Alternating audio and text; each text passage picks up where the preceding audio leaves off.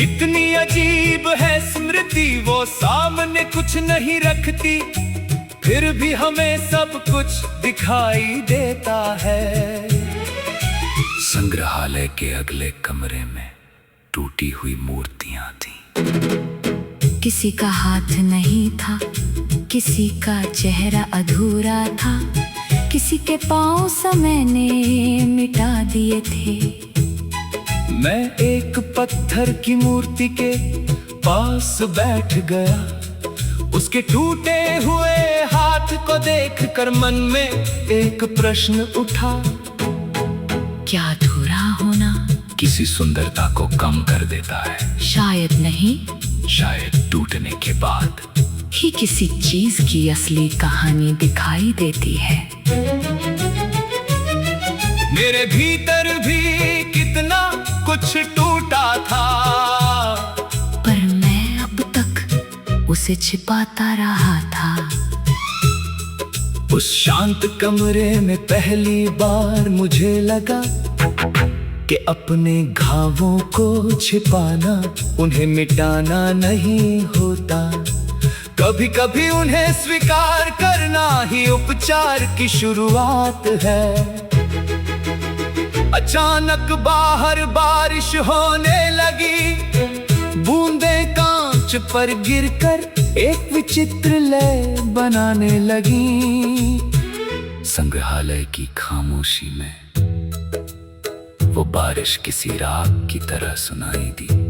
मैंने आंखें बंद की और उस लय में तुम्हारी आवाज सुनाई दी। बहुत दूर, बहुत हल्की, इतनी हल्की कि यदि मैं सांस रोक लेता तो शायद वो गायब हो जाती।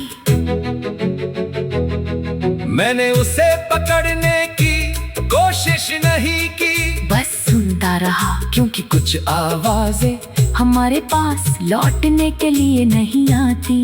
वे केवल ये याद दिलाने आती है कि कभी हमारे जीवन में कोई बहुत अपना था।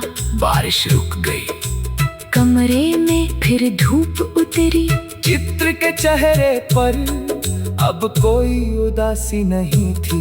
मैंने आखिरी बार उसे देखा और मन ही मन कहा, तुम्हें मैं अपने साथ नहीं ले जा सकता, पर तुम्हारी याद को अपने भीतर सम्मान से रखूंगा।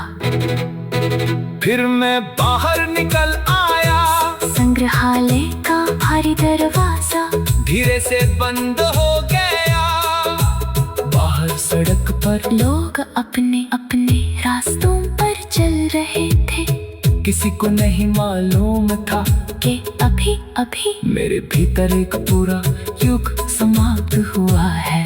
मैं भीड़ में चलने लगा, पहली बार किसी पुराने रास्ते की ओर मुड़ने का मन नहीं हुआ। आकाश साफ था, बारिश के बाद सड़क पर जमा पानी में बादलों के टुकड़े तैर रहे थे। मैंने उन्हें अपना चेहरा देखा, पहचान लिया। वर्षों बाद मैंने स्वयं को पहचाना था, तुम्हारे बिना भी, तुम्हारी याद के साथ भी। और शायद यही उस लंबे विरह का सबसे शांत उत्तर था। प्रेम ने मुझे तुमसे मिलाया था, बिछड़ने ने मुझे मुझसे। अब तुम्हारी कहानी मेरी अधूरी कहानी नहीं रही। वो मेरे जीवन की एक सुंदर, पीड़ादायक और अमर चित्रकारी है, जिसे मैं मिटाऊंगा नहीं, बस दूर से देखूंगा और आगे बढ़ जाऊंगा।